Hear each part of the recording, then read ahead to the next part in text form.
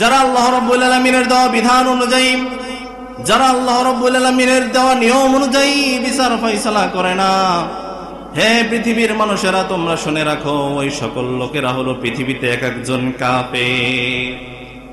শুধু তাই নয়, আল্লাহ রাব্বুল আলামিন সূরা মাইদার ৪৫ নম্বর আয়াতে আবার মানুষদেরকে ইশারা করে বলছেন, হে মানুষেরা, হে পৃথিবীর মানুষেরা, তোমরা যারা রাসূলুল্লাহ সাল্লাল্লাহু আলাইহি ওয়াসাল্লামের উম্মত বলে দাবি করো, তোমরা যারা নিজেদেরকে মুসলিম বলে দাবি করো, এবং সারা পৃথিবীর জালেমেরা, তোমরা আবার শুনে রাখো, وَمَن لَّمْ يَحْكُم بِمَا أَنزَلَ اللَّهُ فَأُولَٰئِكَ هُمُ الظَّالِمُونَ।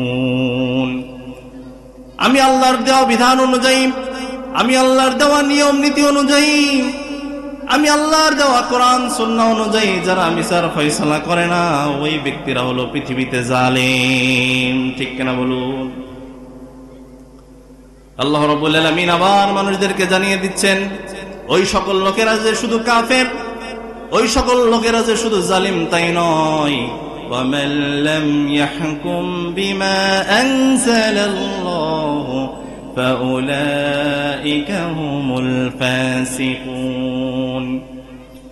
আমি আল্লাহ রাব্বুল আলামিনের দেওয়া বিধান অনুযায়ী, আমি আল্লাহর দেওয়া নিয়ম নীতি অনুযায়ী, আমি আল্লাহর দেওয়া সংবিধান অনুযায়ী যারা বিচার ফয়সালা করবে না, মানুষের মধ্যে বিবাদগুলো যারা ফয়সালা করে দিবে না, ওই সকল লোকেরা হলো তারা নিজেরা এক একজন ফাসিক। সুতরাং আল্লাহ রাব্বুল আলামিনের দেওয়া নিয়ম নীতি অনুযায়ী, আল্লাহ রাব্বুল আলামিনের দেওয়া স্ট্রাকচার অনুযায়ী যারা বিচার ফয়সালা করবে না, তারা পৃথিবীতে একাধারে কাফের, তারা এই পৃথিবীতে একাধারে জালেম, তারা এই পৃথিবীতে একাধারে ফাসিক। ঠিক কিনা বলুন? সুতরাং মানুষের উপরে জুলুম নির্যাতন করা যাবে? কোনোভাবে মানুষকে কষ্ট দেওয়া যাবে? আজকে যারা মানুষের উপরে জুলুম করতেছে, যারা মানুষের উপরে অন্যায় করতেছে, যারা মানুষকে কষ্ট দিচ্ছে, এই সকল লোকেরা তারা নিজেদের অজান্তেই ইহুদি এবং মুশরিকদের পথ অনুসরণ করে চলছে। তারা নিজেরাও জানে না যে আমরা ইহুদি মুশরিকদের কার্যক্রমগুলো আমরা বাস্তবায়ন করে ফেলতেছি ধীরে ধীরে। রাসূলুল্লাহ সাল্লাল্লাহু আলাইহি ওয়াসাল্লামের অনেকগুলো হাদিস থেকে এটা পাওয়া যায়, আল কুফরু মিল্লাতি ওয়াহিদা, সমস্ত পৃথিবীর কাফের মুশরিকরা, সমস্ত পৃথিবীর কাফের মুশরিকরা তারা পৃথিবীতে এক জাতি হিসেবে তারা কাজ করতেছে। তাদের উদ্দেশ্য একটাই, সারা পৃথিবী থেকে তারা আজকে ইসলাম ও মুসলিমদের নামটাকে মুছে দিবে, সারা পৃথিবী থেকে কোরআনকে মুছে ফেলবে, সারা পৃথিবী থেকে আলেমদেরকে উঠিয়ে ফেলবে, তাহলেই তাদের রাজটাকে কায়েম হয়ে যাবে। ঠিক কিনা বলুন? অল ডিসবিলিভার্স আর ওয়ান নেশন, সমস্ত কাফের মুশরিকরা যারা আল্লাহকে বিশ্বাস করে না, সারা পৃথিবীতে এমন ধরনের সব মানুষেরাই একটা জাতি হিসেবে পৃথিবীতে কাজ করতেছে। আল্লাহ রাব্বুল আলামিন কোরআনুল কারীমে জানিয়ে দিলেন এই কাফেররা তারা কি করতেছে, ইউরিদুনা লিইউতফিউ নূরাল্লাহি বিআফওয়াহিহিম আল্লাহু মুতিম্মু নূরিহি ওয়ালাউ কারিহাল কাফিরুন। আল্লাহ রাব্বুল আলামিন তাদের ষড়যন্ত্রটা কোরআনুল কারীমে উল্লেখ করে দিয়েছেন। সারা পৃথিবীর কাফের মুশরিকরা মুসলিমদের বিরুদ্ধে কি ষড়যন্ত্র করতেছে, তারা আল্লাহ রাব্বুল আলামিন কোরআনুল কারীমে বলে দিলেন, ইউরিদুনা লিইউতফিউ নূরাল্লাহি বিআফওয়াহিহিম আল্লাহু মুতিম্মু নূরিহি ওয়ালাউ কারিহাল কাফিরুন। সারা পৃথিবীর কাফের মুশরিকরা তারা চায় সামান্য ফু দিয়ে মোমবাতি যেমন নিভিয়ে দেওয়া যায়, সামান্য মুখের ফু দিয়ে হেরিকেনের আলো যেভাবে নিভিয়ে দেওয়া যায়, সামান্য ধুলো ময়লা যেমন মুখের ফু দিয়ে নিভিয়ে দেওয়া যায়, সারা পৃথিবীর ইহুদি মুশরিকরা তারা ইসলাম ও মুসলিমদেরকে নিজেদের ফু দিয়ে মুছিয়ে দিতে চায়। আল্লাহ রাব্বুল আলামিন বলছেন, ওহে মুসলিমরা তোমরা শুনে রাখো, সারা পৃথিবীর ইহুদি মুশরিকরা ও মুসলিমরা তারা ইসলামের নামটাকে যতই মুছে দেওয়ার চেষ্টা করো, আল্লাহু মুতিম্মু নূরিহি ওয়ালাউ কারিহাল কাফিরুন, আমি আল্লাহ রাব্বুল আলামিন ইসলামের আলোটাকে নিজে জ্বালিয়ে রেখেছি। সারা পৃথিবীর ইহুদি মুশরিকরা যত ইসলামের ও মুসলিমদের নামটাকে মুছে দেওয়ার চেষ্টা করতেছে, যেহেতু আমি আল্লাহ ওই নূরটাকে ধরে রেখেছি, সারা পৃথিবীতে ইসলাম ও মুসলিমদের নামটাকে ধীরে ধীরে আরো ছড়িয়ে যাচ্ছে। ঠিক কিনা বলুন?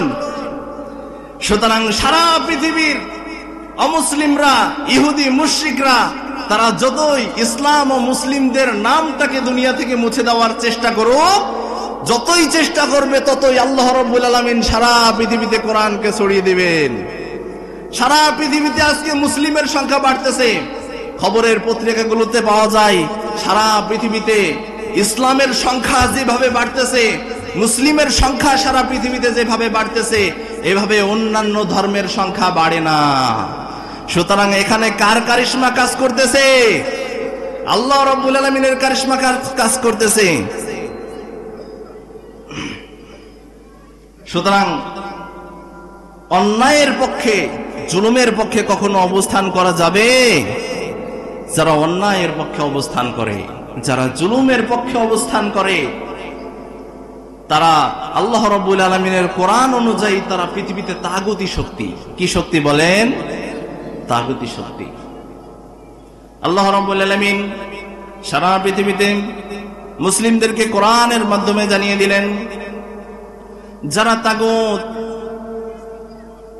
আল্লাহর জমিনে যারা আল্লাহ রাব্বুল আলামিনের বিধান বাস্তবায়ন না করে, নিজেদের নিয়ম মতো, নিজেদের পছন্দ মতো রাষ্ট্র পরিচালনা করে, নিজেদের নিয়ম যারা মানুষের মধ্যে ছড়িয়ে দিতে চায়, মানব রচিত আইন যারা পৃথিবীতে ছড়িয়ে দিতে চায়, ওই সকল লোকেরা এক একজন তাগুত, তারা পৃথিবীতে তাগুতি শক্তি। আল্লাহ রাব্বুল আলামিন কোরআনুল কারীমে বলে দিলেন, এই তাগুত যারা এবং যারা এদের পেছনে আছে তাদের ঠিকানা কোথায়? আল্লাহ রাব্বুল আলামিন কোরআনুল কারীমে বলে দিচ্ছেন, আল্লাযীনা কাফারু আউলিয়াউহুমুত তাগুত ইখরিজুনাহুম মিনান নূরি ইলাল যুলুমাত। যারা তাগুত এবং যারা ওই তাগুতকে অনুসরণ করে, সারা পৃথিবীর মুসলিমরা তোমরা শুনে রাখো, ওই তাগুতকে তোমরা যারা অনুসরণ করবে, ওই তাগুত তোমাদেরকে অন্ধকার থেকে আলোর দিকে নিয়ে আসতে পারবে না, বরং আলোর থেকে তোমাদেরকে অন্ধকারের দিকে নিয়ে আসে।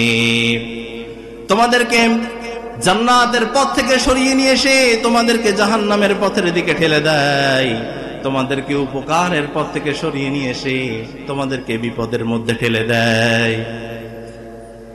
এরপরে আল্লাহ রাব্বুল আলামিন কোরআনুল কারীমে বলে দিলেন, তোমরা তাগুতকে অনুসরণ করবে না, তাগুতকে অনুসরণ করলে তোমাদের সামনে রয়েছে জাহান্নাম। আর তোমরা যারা তাগুতের বিরুদ্ধে অবস্থান নেবে, তাগুতি শক্তিকে সারা পৃথিবীতে যারা নস্যাৎ করার চেষ্টা করবে, তারাই হলো আমি আল্লাহ রাব্বুল আলামিনের দল।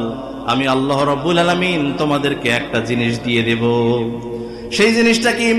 আল্লাহ রাব্বুল আলামিন বলছেন কোরআনুল কারীমে, আল্লাহু ওয়ালিয়ুল্লাযীনা আমানু ইখরিজুহুম মিনায-যুলুমাতি ইলান-নূর।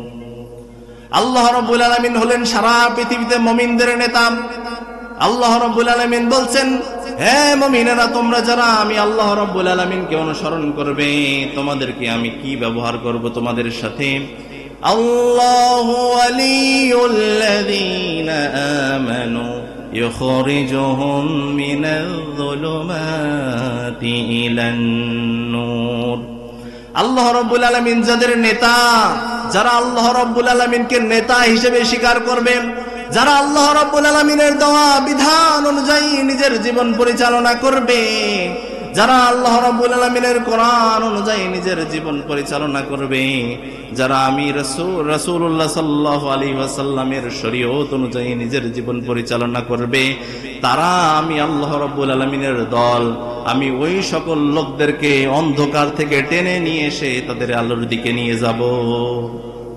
তাদেরকে জাহান্নামের পথ থেকে সরিয়ে নিয়ে এসে আমি তাদের জান্নাতের পথ দেখিয়ে দেব। বিপদের পথ থেকে সরিয়ে নিয়ে এসে তাদেরকে আমি ভালোর দিকে পথ নির্দেশ করে দেব। সুতরাং আমরা তাগুতের পক্ষে থাকবো নাকি আল্লাহর পথে থাকবো? কোন পথে থাকবো বলেন? আল্লাহর পথে। রাসূলুল্লাহ সাল্লাল্লাহু আলাইহি ওয়াসাল্লাম বলছেন, মান রাআ মুনকারান ফালিয়ুগাইয়িরহু বিয়াদিহি فإن لم يستطع فبلسانه ومن لم يستطع فبقلبه وذلك أضعف الإيمان।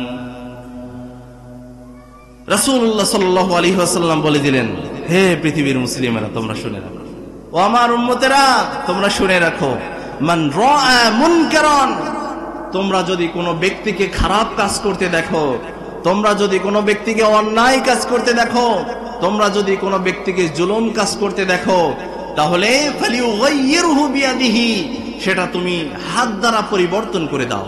কি দ্বারা পরিবর্তন করতে হবে? হাত দ্বারা পরিবর্তন করতে হবে। রাসূলুল্লাহ সাল্লাল্লাহু আলাইহি ওয়াসাল্লাম বললেন, ফালিন লাম ইস্তাতি' ফাবিলিসানিহি, হে মুমিনেরা তোমরা শুনে রাখো, হাত দ্বারা পরিবর্তন করার ক্ষমতা যদি না থাকে, হাত দ্বারা অন্যায়ের প্রতিবাদ করার ক্ষমতা যদি না থাকে, তাহলে তোমরা মুখ দিয়ে পরিবর্তন করে দাও। মুখ দিয়ে অন্তত আমাদেরকে ওই বিষয়টার বিরুদ্ধে বলতে হবে, মুখ দিয়ে অন্তত মানুষদেরকে বোঝাতে হবে যেটা অন্যায়, এটা অত্যাচার, এটা করা যাবে না, ইসলামের সাথে অন্যায় অত্যাচারের কোনো সম্পর্ক নেই, এটা থেকে বোঝাতে হবে। রাসূলুল্লাহ সাল্লাল্লাহু আলাইহি ওয়াসাল্লাম বললেন, ومن لم يستطع فبقلبه وذلك أضعف الإيمان। হাত দিয়ে করার ক্ষমতা না থাকলে মুখ দিয়ে করবে, মুখ দিয়ে করার ক্ষমতা না থাকলে অন্তত অন্তর দিয়ে সেটাকে ঘৃণা করবে। وذلك أضعف الإيمان, হাত দিয়ে অন্যায়ের প্রতিবাদ করা হলো ঈমানের সর্বোচ্চ স্তর। কোন মুমিন যদি অন্যায়ের প্রতিবাদ হাত দিয়ে করতে পারে, সেই ব্যক্তি একনিষ্ঠ খাঁটি মুসলিম। রাসূলুল্লাহ সাল্লাল্লাহু আলাইহি ওয়াসাল্লাম বলছেন, তোমরা যদি হাত দ্বারা পরিবর্তন করার ক্ষমতা না থাকে, ফাবিলিসানিহি, তাহলে মুখ দিয়ে অন্তত ওটার প্রতিবাদ করতে হবে। তাহলে তুমি মধ্যম পন্থার একজন মুসলিম। আর সর্বশেষ মুসলিম হলো কে? সর্বশেষ মুমিন ব্যক্তি ঈমানের তৃতীয় স্তর হলো ফাবিকলবিহি, মুখ দিয়ে বলার ক্ষমতাও যদি তোমার না থাকে, অন্তত অন্যায় কাজটাকে অন্তর দিয়ে ঘৃণা করতে হবে। তাহলে ওয়াযালিকা আযআফুল ঈমান, তাহলে এটাই হলো ঈমানের সর্বোত্তম স্তর, সর্বনিম্ন স্তর। তুমি ঈমানের সর্বনিম্ন স্তরে রয়েছো, এরপরেও অন্যায়ের প্রতিবাদ করতে হবে, ঠিক কিনা বলুন? সুতরাং যে জায়গায় আছেন প্রত্যেকের নিজ নিজ জায়গা থেকে অন্যায়ের প্রতিবাদ করতে হবে। আমরা সবাই করতে পারবো তো ইনশাআল্লাহ? এদেশে আল্লাহু আকবারের সুরে সূর্য ওঠে, এদেশে আল্লাহু আকবারের সুরে সূর্য ডোবে, এদেশে আল্লাহু আকবারের সুরে সূর্য ওঠে, এদেশে আল্লাহু আকবারের সুরে সূর্য ডোবে। যে দেশে সকল কাজে সবাই বলে বিসমিল্লাহ, সে দেশের সংবিধানে থাকবে না কেন আল্লাহ? এদেশ খানজাহানের দেশ, এদেশ শরীয়তুল্লাহর, এদেশ তিতুমিরের দেশ, এদেশ নয় কারো বাবার। এদেশ খানজাহানের দেশ, এদেশ শরীয়তুল্লাহর, এদেশ তিতুমিরের দেশ, এদেশ নয় কারো বাবার। যে দেশে আল্লাহু আকবারের সুরে সূর্য ওঠে, যে দেশে আল্লাহু আকবারের সুরে সূর্য ডোবে, যে দেশে আল্লাহু আকবারের সুরে সূর্য ওঠে, যে দেশে আল্লাহু আকবারের সুরে সূর্য ডোবে। সুতরাং আমাদের এই দেশটা হলো মুসলিমের দেশ, 90% মুসলিমের দেশ। সারা পৃথিবীতে মুসলিমরা আস্তে আস্তে আরো ছড়িয়ে যাবে, ঠিক কিনা বলুন? সারা পৃথিবীতে একদিন মুসলিমের শক্তি সব জায়গায় থাকবে, মুসলিমদের বিজয় জয় জয়কার হয়ে থাকবে। সুতরাং সারা পৃথিবীতে তৃতীয় বিশ্বযুদ্ধের কথা আপনারা সবাই শুনেছেন না? ইমাম মাহদী আলাইহিস সালাম আসবেন, দাজ্জালকে প্রতিহত করবেন। সুতরাং আজকে যারা অন্যায় করতেছেন, আজকে যারা মানুষদেরকে সহজ সরল পেয়ে যারা মানুষদের উপরে জুলুম করতেছেন, এখনো অনেক সময় আছে, আপনারা ভালো হয়ে যান। ভালো হওয়ার সময় পাবেন না, যেদিন মৃত্যু আপনার কাছে চলে আসবে, যেদিন মালাকুল মউত আপনার মাথার গোড়ায় এসে বসে পড়বে, সেদিন আর ভালো হওয়ার সময় নাই, সেদিন আর ভালো হওয়ার সময় নাই প্রিয় ভাইরা। সুতরাং ভালো হতে হবে এখন থেকে। ভালো হতে হবে কখন থেকে? এখন থেকেই ভালো হওয়ার চেষ্টা করতে হবে, এখন থেকেই ভালো হওয়ার শপথ নিতে হবে, এখন থেকেই জান্নাতের শপথ নিতে হবে। আমরা কেউ জাহান্নামে যেতে রাজি নই, সবাই মিলে আমরা জান্নাতে থাকতে চাই, ঠিক কিনা বলুন প্রিয় ভাইরা? কি হবে ওই কবরটাতে যখন আমরা যাব, যদি প্রশ্নের হিসাব দিতে না পারি? আল্লাহ না করুক, যদি আমরা প্রশ্নগুলোর ঠিক ঠিক জবাব দিতে না পারি, প্রিয় ভাইরা, কি হবে আমাদের সে সময়? তখন দুনিয়ার ওই কবর থেকে ফিরে আসার আর সুযোগ থাকবে না। সাদ বিন মুআয রাদিয়াল্লাহু তাআলা আনহু রাসূলুল্লাহ সাল্লাল্লাহু আলাইহি ওয়াসাল্লামের একজন জালিলুল কদর সাহাবা ছিলেন। রাসূলুল্লাহ সাল্লাল্লাহু আলাইহি ওয়াসাল্লামের সাথে সব সময় তালিমে বসতেন। সাদ বিন মুআয রাদিয়াল্লাহু তাআলা আনহুকে রাসূল সাল্লাল্লাহু আলাইহি ওয়াসাল্লাম অত্যন্ত মহব্বত করতেন, অত্যন্ত ভালোবাসতেন। সাদ বিন মুআয রাদিয়াল্লাহু তাআলা আনহু যখন মৃত্যুবরণ করলেন, আসমানের সমস্ত দরজা সমূহ খুলে ফেলা হয়েছিল। সাদ বিন মুআয রাদিয়াল্লাহু তাআলা আনহু যখন মৃত্যুবরণ করলেন, তার মৃত্যুর কারণে সমস্ত ফেরেশতারা আসমানের দরজাগুলো খুলে ফেলেছিল। সাদ বিন মুআয রাদিয়াল্লাহু তাআলা আনহু যখন মৃত্যুবরণ করলেন, তার মৃত্যুর খবরটা যখন আরশে পৌঁছালো, আরশটা সাদ বিন মুআয রাদিয়াল্লাহু তাআলা আনহুর মৃত্যুর কারণে কেঁপে উঠেছিল। সুবহানাল্লাহ বলবেন না? এই সাদ বিন মুআয রাদিয়াল্লাহু তাআলা আনহু যখন মৃত্যুবরণ করেছিলেন, তার জানাজা পড়িয়েছিলেন স্বয়ং রাসূলুল্লাহ সাল্লাল্লাহু আলাইহি ওয়াসাল্লাম নিজেই। রাসূলুল্লাহ সাল্লাল্লাহু আলাইহি ওয়াসাল্লাম নিজে থেকে সাদ বিন মুআয রাদিয়াল্লাহু তাআলা আনহুর জানাজার ইমামতি করেছিলেন। সাদ বিন মুআয রাদিয়াল্লাহু তাআলা আনহু যখন মারা যান, তার জানাজা যখন দেওয়া হয়, আসমান থেকে ৭০,০০০ ফেরেশতা সাদ বিন মুআয রাদিয়াল্লাহু তাআলা আনহুর জানাজায় শরীক হয়েছিলেন। সুবহানাল্লাহ। আবু হুরায়রা রাদিয়াল্লাহু তাআলা আনহু বলছেন, আমি যখন সাদ বিন মুআয রাদিয়াল্লাহু তাআলা আনহুর কবরটাকে খনন করছিলাম, সাদ বিন মুআয রাদিয়াল্লাহু তাআলা আনহুর কবর থেকে যেন জান্নাতের সুঘ্রাণ বের হচ্ছিল।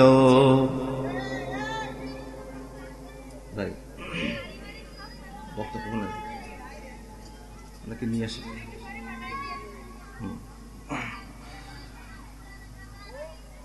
সাদ বিন মুআয রাদিয়াল্লাহু তাআলা আনহু ওনাকে যখন কবরস্থ করা হলো, কবরটাকে সম্পূর্ণ করা হলো, রাসূলুল্লাহ সাল্লাল্লাহু আলাইহি ওয়াসাল্লাম জানাজার নামাজ শেষ করে কবরস্থ সম্পন্ন করে কবরের পাশে এসে দাঁড়ালেন। অনেকক্ষণ রাসূলুল্লাহ সাল্লাল্লাহু আলাইহি ওয়াসাল্লাম দাঁড়ালেন, কোনো কথা বললেন না, চুপ থাকলেন। রাসূলুল্লাহ সাল্লাল্লাহু আলাইহি ওয়াসাল্লামকে দেখে অন্যান্য সাহাবারাও চুপ থাকলেন, অনেকক্ষণ দাঁড়িয়ে থাকলেন, কোনো কথা বললেন না কেউ। অনেকক্ষণ পরে রাসূলুল্লাহ সাল্লাল্লাহু আলাইহি ওয়াসাল্লাম জোরে একটা তাকবীর দিলেন, সুবহানাল্লাহ। আবার কিছুক্ষণ অপেক্ষা করে রাসূলুল্লাহ সাল্লাল্লাহু আলাইহি ওয়াসাল্লাম আবার দ্বিতীয়বার জোরে তাকবীর দিলেন, সুবহানাল্লাহ। আবার তৃতীয়বার রাসূলুল্লাহ সাল্লাল্লাহু আলাইহি ওয়াসাল্লাম জোরে তাকবীর দিয়ে বললেন, সুবহানাল্লাহ। সাহাবারা অবাক হয়ে গেল, ইয়া রাসূলুল্লাহ, এতক্ষণ চুপ থাকার পরে আপনি তিনবার সুবহানাল্লাহ বলে জোরে তাকবীর কেন দিলেন? রাসূলুল্লাহ সাল্লাল্লাহু আলাইহি ওয়াসাল্লাম বলছেন, সাদ বিন মুআজ রাদিয়াল্লাহু তাআলা আনহুর কবর শেষ করে যখন তোমরা আমার পাশে এসে দাঁড়ালে, আমি দেখলাম সাদ বিন মুআজ রাদিয়াল্লাহু তাআলা আনহুর কবরটা সংকুচিত হয়ে যাচ্ছিল। সাদ বিন মুআজ রাদিয়াল্লাহু তাআলা আনহুর কবরটা দুই পাশ থেকে এসে তাকে যেন চাপ দিয়ে তার হাড়গোড়গুলো ভেঙে ফেলবে। আমি এই অবস্থা দেখে, সাদ বিন মুআজ রাদিয়াল্লাহু তাআলা আনহুর কবরটার এই অবস্থা দেখে আমি জোরে সুবহানাল্লাহ বলার সাথে সাথে সাদ বিন মুআজ রাদিয়াল্লাহু তাআলা আনহুর কবরটা কিছুটা প্রশস্ত হয়ে গেল। আবার যখন দ্বিতীয়বার সুবহানাল্লাহ বললাম, সাদ বিন মুআজ রাদিয়াল্লাহু তাআলা আনহুর কবরটা আবার আরেকটু সংকুচিত হয়ে গেল। তৃতীয়বার যখন সুবহানাল্লাহ বললাম, তৃতীয়বারে তার কবরটাকে আরো প্রশস্ত করা দেওয়া হয়েছিল। প্রিয় ভাইরা, খেয়াল করেন, সাদ বিন মুআজ রাদিয়াল্লাহু তাআলা আনহু এত বড় জালিলুল কদর সাহাবা, এত মর্যাদাবান সাহাবা, যার মৃত্যুতে আল্লাহর আরশ কেঁপে ওঠে, যার জানাজার নামাজ স্বয়ং রাসূলুল্লাহ সাল্লাল্লাহু আলাইহি ওয়াসাল্লাম পড়িয়েছেন, যার জানাজার নামাজ পড়াকালীন সময়ে ৭০,০০০ ফেরেশতা যার জানাজার নামাজে শরীক হয়েছিল, তার কবর খননকালে যার কবরটাতে জান্নাতের সুঘ্রাণ বের হয়ে ছড়াচ্ছিল, এত বড় জালিলুল কদর সাহাবার কবরটাকে যদি সংকুচিত করা হয়, এত বড় জালিলুল কদর সাহাবা, এত মর্যাদাবান সাহাবার কবরটাকে যদি দেওয়া হয়, প্রিয় ভাইরা, আপনার আমার নিজের কথা চিন্তা করেন। কালকে যখন আমরা কবরে চলে যাব, আপনার আমার অবস্থাটা কি হবে? আপনার আমার অবস্থাটা কি হবে? আমরা কি আল্লাহর আযাব থেকে বাঁচতে পারবো? যেখানে সাহাবারা আল্লাহর আযাব থেকে বাঁচতে পারে নাই, সেখানে আমরা কোন আমরা কে আল্লাহ রাব্বুল আলামিনের আযাবকে প্রতিহত করার? রাসূলুল্লাহ সাল্লাল্লাহু আলাইহি ওয়াসাল্লাম হাদিসের মধ্যে বলছেন, কবরে যখন বান্দাকে প্রশ্ন করা হবে, আল্লাহ রাব্বুল আলামিনের পক্ষ থেকে একটা প্রশ্ন থাকবে। আমরা সবাই জানি কবরে ৩টা প্রশ্ন করা হবে, তাই না? কিন্তু কবরে আরো একটা বাড়তি প্রশ্ন করা হবে, সেটা কার পক্ষ থেকে হবে? স্বয়ং আল্লাহ রাব্বুল আলামিনের পক্ষ থেকে হবে। আর বাকি 3টা প্রশ্ন ফেরেশতারা করবেন। ওই প্রথম প্রশ্নটা কি? যেই প্রশ্নটা আল্লাহ রাব্বুল আলামিনের পক্ষ থেকে কবরে করা হবে, সর্বপ্রথম রাসূলুল্লাহ সাল্লাল্লাহু আলাইহি ওয়াসাল্লাম হাদিসের মধ্যে বলে দিলেন, বান্দা যখন কবরস্থ হয়ে যাবে, বান্দাকে যখন রেখে সবাই চলে যাবে, বান্দার কবরটাকে দুনিয়াবি পরিবেশ তৈরি করে দেওয়া হবে। বান্দা মনে করবে, আমি আমার নিজের ঘরে নিজের খাটে শুয়ে আছি, সূর্যটা যেন ডুবে যাচ্ছে, ঘুম থেকে উঠে দেখবে সূর্যটা ডুবে যাচ্ছে। বান্দা যদি নামাজি হয়, তড়িঘড়ি করে নিজের পোশাকগুলো নিয়ে, টুপি নিয়ে নামাজের দিকে, মসজিদের দিকে ছুটতে থাকবে। এমন সময় কবরে যে সকল ফেরেশতারা পাহারায় রয়েছেন, ওই সকল ফেরেশতারা ওই বান্দাকে ডেকে বলবে, ও বান্দা, তোমার কবরের প্রথম প্রশ্নে তুমি সফল হয়েছো, আমরা জানতাম তুমি তোমার কবরের প্রথম প্রশ্নে পাস করে যাবে। সুবহানাল্লাহ। আর যেই ব্যক্তি দুনিয়াতে নামাজ পড়বে না, যেই ব্যক্তি দুনিয়াতে রোজা করবে না, যেই ব্যক্তি আল্লাহ রাব্বুল আলামিনের হুকুম আহকাম গুলো দুনিয়াতে মেনে চলবে না, কবরে ওই ব্যক্তিকে দুনিয়াবি পরিবেশ তৈরি করে দেওয়ার পরে ওই ব্যক্তি নামাজের দিকে ছুটবে না। কবরের নিয়মিত যে সকল নিয়োজিত ফেরেশতা রয়েছেন, ওই ফেরেশতারা ডেকে বলবেন, ও হে বান্দা, আমরা জানতাম তুমি বড়ই হতভাগ্য একজন ব্যক্তি, তুমি তোমার কবরের প্রথম প্রশ্নে পাশ করতে পারবে না, তুমি তোমার কবরের প্রথম প্রশ্নে ফেল করেছো। সুতরাং ওই সময় থেকে রাসূলুল্লাহ সাল্লাল্লাহু আলাইহি ওয়াসাল্লাম বলছেন, ওই সময় থেকে ওই বান্দার আযাব দেওয়া শুরু হয়ে যাবে। ফেরেশতাদের হাতে কবরে একজন ফেরেশতাকে আল্লাহ রাব্বুল আলামিন নিয়োগ দিবেন, হে ফেরেশতা, তুমি ওই ব্যক্তির কবরে চলে যাও, তার শাস্তি শুরু করে দাও। হাদিসে আসছে, এমন একজন ফেরেশতা নিয়োজিত থাকবেন, যেই ফেরেশতা চোখে দেখবেন না, যেই ফেরেশতা কানে শুনবেন না, যেই ফেরেশতার ভিতরে কোনো মায়া দয়া পর্যন্ত নাই। আল্লাহ রাব্বুল আলামিন ওই ফেরেশতার হাতে একটা লোহার হাতুড়ি দিয়ে দিবেন। হাতুড়িটা এত বড় এবং এত ওজন, হাদিসে আসছে যদি উহুদ পাহাড়ের উপরে ওই হাতুড়ি দিয়ে আঘাত করা হয়, সমস্ত উহুদ পাহাড়টা তছনছ হয়ে যাবে। চিৎকার বলে বলেন নাউজুবিল্লাহ। এত বড় হাতুড়ি দিয়ে ওই ব্যক্তির উপরে আঘাত করা হবে জোরে সোরে, 70 গজ মাটির নিচে তলিয়ে যাবে। আবার ওই ব্যক্তিকে মাটির নিচ থেকে টেনে তোলা হবে, কিন্তু কোনো মৃত্যু নাই, কোনো মৃত্যু নাই। মৃত্যুর দুয়ার বন্ধ। যেদিন বান্দাদেরকে কিয়ামতের ময়দানে আনা হবে, জান্নাত এবং জাহান্নামীদের মাঝখানের প্রাচীরের উপরে একটা দুম্বা নিয়ে আসা হবে। আল্লাহ রাব্বুল আলামিন বলবেন, ওহে জান্নাতীরা, তোমরা এই আরাফ নামক প্রাচীর তথা জান্নাত এবং জাহান্নামের মাঝখানের প্রাচীরের দিকে তাকাও। জান্নাতীরা প্রাচীরের দিকে তাকাবে, একটা দুম্বা দেখতে পাবে। আবার জাহান্নামীরা প্রাচীরের দিকে তাকাবে, একটা দুম্বা দেখতে পাবে। আল্লাহ রাব্বুল আলামিন বলবেন, এই দুম্বাটাকে জবাই করে দাও। জান্নাত এবং জাহান্নামের মাঝখানের প্রাচীরের উপরে দুম্বাটাকে জবাই করে দেওয়া হবে। আল্লাহ রাব্বুল আলামিন ওই সকল লোকদেরকে ডেকে বলবেন, এই দেখো, তোমাদের মৃত্যু নামক জিনিসটাকে আজকে জবাই করে দিলাম। আজকের পর থেকে, এই কিয়ামতের পর থেকে তোমাদের আর কোনো মৃত্যু নাই। সুতরাং যার আযাব হবে তার আযাব ওখান থেকে শুরু, কোনো মৃত্যু নাই। আবার 70 গজ মাটির থেকে টেনে তুলে আবার ওই হাতুড়ি দিয়ে আঘাত করা হবে। সমস্ত মাথা সহ দেহ ছিন্ন বিচ্ছিন্ন হয়ে যাবে, মাটির সাথে মিশে যাবে, মাটির তলদেশে চলে যাবে। এইভাবে ওই ব্যক্তিদেরকে কষ্ট দেওয়া হবে। প্রিয় ভাইয়েরা, আজ থেকে তওবা করতে হবে, আজ থেকে ইস্তেগফার করতে হবে, আল্লাহ রাব্বুল আলামিনের কাছে ক্ষমা চাইতে হবে। আল্লাহ রাব্বুল আলামিন যেন আমাদেরকে ক্ষমা করে দেয়। রাসূলুল্লাহ সাল্লাল্লাহু আলাইহি ওয়াসাল্লাম হাদিসের মধ্যে বলছেন,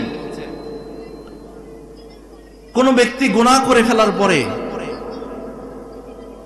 তার ভিতরে যদি আমার কাছে ইস্তেগফার করে, নিজের মন থেকে যদি আমার কাছে ক্ষমা প্রার্থনা করে, আমি তার ক্ষমাটাকে, আমি তার ইস্তেগফারটাকে কবুল করে নেব, তার গুনাহগুলোকে আমি ক্ষমা করে দেব। তার গুনাহগুলো যদি গুনাহ হতে হতে পাহাড় সমপরিমাণ হয়ে যায়, আর আমি আল্লাহ রাব্বুল আলামিনের কাছে যদি ওই ব্যক্তি ইস্তেগফার করে, আমি আল্লাহ রাব্বুল আলামিনের কাছে যদি ওই ব্যক্তি ক্ষমা প্রার্থনা করে, আমি আল্লাহ রাব্বুল আলামিন তার সব গুনাহসমূহ ক্ষমা করে দেব। সুবহানাল্লাহ। এমনকি রাসূলুল্লাহ সাল্লাল্লাহু আলাইহি ওয়াসাল্লাম হাদিসের মধ্যে বলছেন, আল্লাহ রাব্বুল আলামিন হাদিসের মধ্যে বলে দিলেন, ওই ব্যক্তির গুনাহ যদি আসমান সমপরিমাণ পৌঁছে যায়, আল্লাহ রাব্বুল আলামিন ওই ব্যক্তির সকল গুনাহগুলো ক্ষমা করে দেবেন। সুতরাং আজকের থেকে আমরা আল্লাহ রাব্বুল আলামিনের কাছে সকল গুনাহের জন্য ক্ষমা প্রার্থনা করব। পারবো তো সবাই ইনশাআল্লাহ? সবাই আল্লাহর কাছে ক্ষমা চাইতে পারবো তো ইনশাআল্লাহ? কে কে আমরা ক্ষমা চাইতে পারবো না, হাত তোলেন। আমরা সবাই আল্লাহ রাব্বুল আলামিনের কাছে ক্ষমা চাইতে পারবো, কারণ আল্লাহ রাব্বুল আলামিনের আমরা সবাই বান্দা। আর পৃথিবীর সমস্ত মানুষের যে মায়া মহব্বত আছে, মাত্র 99 ভাগের 1 ভাগ, 100 ভাগের 1 ভাগ মায়া মহব্বত সারা পৃথিবীর মানুষের মধ্যে দিয়ে দিয়েছেন। তাই মা তার সন্তানের জন্য জীবনটা দিতে চায়, পিতা তার সন্তানের জন্য জীবনটা দিয়ে দিতে চায়। আর বাকি 99 ভাগ মোহাব্বত, বাকি 99 ভাগ মায়া, বাকি 99 ভাগ দয়া আল্লাহ রাব্বুল আলামিন নিজের জন্য রেখে দিয়েছেন। এই দয়া দিয়ে আল্লাহ রাব্বুল আলামিন সবাইকে ক্ষমা করে দিলেন। সুবহানাল্লাহ।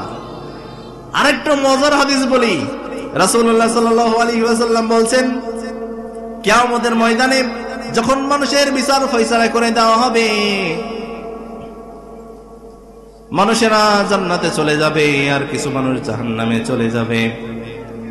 জাহান্নামীদের শাস্তি হয়ে যাওয়ার পরে রাসূলুল্লাহ সাল্লাল্লাহু আলাইহি ওয়াসাল্লাম বলবেন, হে আল্লাহ, আমি আমার উম্মতদেরকে, যাদের ভিতরে সামান্যতম ঈমান ছিল, ওই উম্মতদেরকে না নিয়ে আমি জান্নাতের ভিতরে যাব না। আল্লাহ রাব্বুল আলামিন বলবেন, ওহে আমার মুহাম্মদ, তুমি তো আমার অনেক প্রিয় একজন নবী, সব থেকে শ্রদ্ধাভাজন এবং সব থেকে প্রিয় নবী, তোমার কথা তো আমি ফেলে দিতে পারি না। ও মুহাম্মদ, তোমার কি চাওয়ার আছে তুমি চেয়ে নাও। রাসূলুল্লাহ সাল্লাল্লাহু আলাইহি ওয়াসাল্লাম বলবেন, ও আল্লাহ, আমার সকল উম্মতদের মধ্যে থেকে যাদের ভিতরে সামান্য সরিষার দানা পরিমাণ ঈমান অবশিষ্ট রয়েছে, ও আল্লাহ দয়া করে ওই সকল উম্মতদেরকে আপনি ক্ষমা করে দিন। সুবহানাল্লাহ। আল্লাহ রাব্বুল আলামিন বলবেন, ও মুহাম্মদ যাও ওই জাহান্নামীদের ভিতরে যাও, জাহান্নামীদের ভিতরে যাদের দিলের ভিতরে, তোমার উম্মতদের ভিতরে যাদের দিলের ভিতরে সামান্য পরিমাণ সরিষার দানা পরিমাণ ঈমান অবশিষ্ট রয়েছে, ওই সকল লোকদেরকে তুমি খুঁজে নিয়ে আসো। রাসূলুল্লাহ সাল্লাল্লাহু আলাইহি ওয়াসাল্লাম জাহান্নামীদের ভিতর থেকে এক এক করে যাদের ভিতরে সামান্য সরিষার দানা পরিমাণ ঈমান রয়েছে সেই সকল লোকদেরকেও খুঁজে নিয়ে আসবেন। নিয়ে এসে আল্লাহ রাব্বুল আলামিনের সামনে হাজির করার পরে আল্লাহ রাব্বুল আলামিন বলবেন, ও মুহাম্মদ তুমি যেহেতু তোমার উম্মতদের ক্ষমা প্রার্থনা করছো, যাও আজকে তোমার ওই উম্মতদেরকে আমি ক্ষমা করে দিলাম। সুবহানাল্লাহ। সর্বশেষ আল্লাহ রাব্বুল আলামিন যখন সমস্ত জান্নাতীদেরকে জান্নাতের ভিতরে দিয়ে দিবেন, সমস্ত জাহান্নামীদেরকে জাহান্নামের ভিতরে দিয়ে দিবেন, একজন ব্যক্তি থাকবে যার কোনো হিসাব হয় না এখনো পর্যন্ত। তার গুনাহ যতটুকু, সওয়াবও ততটুকু, সমান সমান সমান সমান যার সওয়াব এবং গুনাহ, তার তো জান্নাতেও দেওয়া যায় না, জাহান্নামেও দেওয়া যায় না। আল্লাহ রাব্বুল আলামিন বলবেন, বান্দা তুমি একাই আছো যার হিসাব এখনো পর্যন্ত হয় নাই, বলো তুমি আমার কাছে একটা জিনিস চাইবা, যেই জিনিসটা আমি তোমার পূর্ণ করে দেব। ওই ব্যক্তি বলবে, হে আল্লাহ আমার একটা মাত্র চাওয়া আছে যে আপনি আমার এই মুখটা জাহান্নামের দিকে তো এখন ঘোরানো আছে, হে আল্লাহ দয়া করে আমার মুখটা জাহান্নামের থেকে সরিয়ে জান্নাতের দিকে একটু দিয়ে দেন। জান্নাত জাহান্নামের মাঝখানের প্রাচীরের উপরে তাকে বেঁধে রেখে, লোহার শিকলি দিয়ে বেঁধে রেখে তার মুখটা জাহান্নামের দিকে করে রাখা হবে, এবং জাহান্নামের ওই যন্ত্রণাদায়ক আযাব সে এত পরিমাণ দেখে তার ভিতরে এত পরিমাণ কষ্ট লাগবে এবং সে আযাব ভোগ করতে থাকবে। দেখার মাধ্যমে সামান্য চর্ম চোখে দেখে তার ভিতরে আযাব ভোগ করতেছে। সে বলবে, আল্লাহ কিচ্ছু চাওয়ার নাই, শুধু জাহান্নামের দিকে চেহারা আছে, এটা ঘুরিয়ে আমার জান্নাতের দিকে চেহারাটা দিয়ে দেয়। ওই আল্লাহ রাব্বুল আলামিন বলবেন, হে বান্দা তুমি যেহেতু আমার কাছে সর্বশেষ চাওয়া চেয়েছো, তাহলে যাও তোমার মুখটাকে আমি জান্নাতের দিকে করিয়ে দিলাম।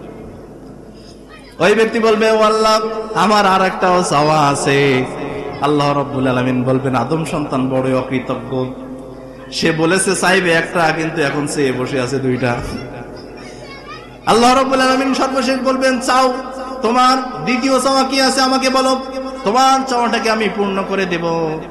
ওই ব্যক্তি বলবে, আল্লাহ জান্নাতের গেটের সামনে, জান্নাতের গেটের সামনে অন্তত আমাকে নিয়ে যেয়ে রেখে দেন। ফেরেশতাদেরকে বলবেন, ও আমার ফেরেশতারা আমার বান্দার চাওয়াকে পূর্ণ করে দাও, তাকে জান্নাত এবং জাহান্নামের প্রাচীরের উপর থেকে নিয়ে তাকে জান্নাতের গেটের সামনে রেখে আসো। ওই ব্যক্তি আবার আল্লাহ রাব্বুল আলামিনের কাছে বলবেন, ও আল্লাহ আমার আর একটা চাওয়া আছে। আল্লাহ রাব্বুল আলামিন আবার বলবেন, আদম সন্তান তো বড় অকৃতজ্ঞ, সে একটা চাবে বলে তিনটা চেয়ে বসে আছে। চাও তোমার সর্বশেষ চাওয়াটা কি আমাকে বলো, আমি তোমার সর্বশেষ চাওয়াটাও পূর্ণ করে দিব। সুবহানাল্লাহ বলবেন না? ওই ব্যক্তি বলবে, আল্লাহ আমার সর্বশেষ চাওয়া হলো আপনি অন্তত এই জান্নাতের বাইরের অংশটা যদি এতই সুন্দর হয়, না জানি জান্নাতের ভিতরের অংশটা কত সুন্দর। জান্নাতের বাইরের অংশ থেকেই যাইতে মন চায় না, আল্লাহ না জানি জান্নাতের ভিতরে কত সুন্দর নাজ নেয়ামত রয়েছে, কত সুন্দর জিনিস রয়েছে।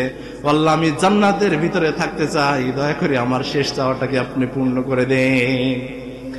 আল্লাহ রাব্বুল আলামিন বলবেন, ও আমার ফেরেশতারা যাও, আমার বান্দা যখন চেয়েছে আমি আমার বান্দার চাওয়াকে ফিরিয়ে দিতে পারি না, তুমি তার শেষ চাওয়াটাকে পূর্ণ করে দাও, তাকে জান্নাতের ভিতরে ঢুকিয়ে দাও। সবাই বলেন সুবহানাল্লাহ। সুতরাং প্রিয় ভাইয়েরা, আমরা সবাই জান্নাতে যেতে রাজি আছি তো ইনশাআল্লাহ? কে কে জান্নাতে যেতে চায় আল্লাহকে হাত তুলে দেখান। আল্লাহ আমরা আপনার জান্নাতে যাওয়ার জন্য আমরা হাত তুলেছি। আল্লাহ আল্লাহ রাব্বুল আলামিন দয়া করে আমার এই প্রিয় ভাই এবং পর্দার আড়ালে যে সকল বোনেরা হাত তুলেছে, রব্বুল আলামিন সবার জন্য তাদের পরিবারের সাথে সমস্ত মুসলিমদেরকে একসাথে রাসূলুল্লাহ সাল্লাল্লাহু আলাইহি ওয়াসাল্লামের সাথে জান্নাতুল ফেরদাউস কবুল করে নিন। সবাই বলেন আমিন। সবাই হাত নামান। ওয়া আখিরু দাওয়ানা আলহামদুলিল্লাহি রাব্বিল আলামিন। আসসালামু আলাইকুম ওয়া রাহমাতুল্লাহি ওয়া বারাকাতুহু।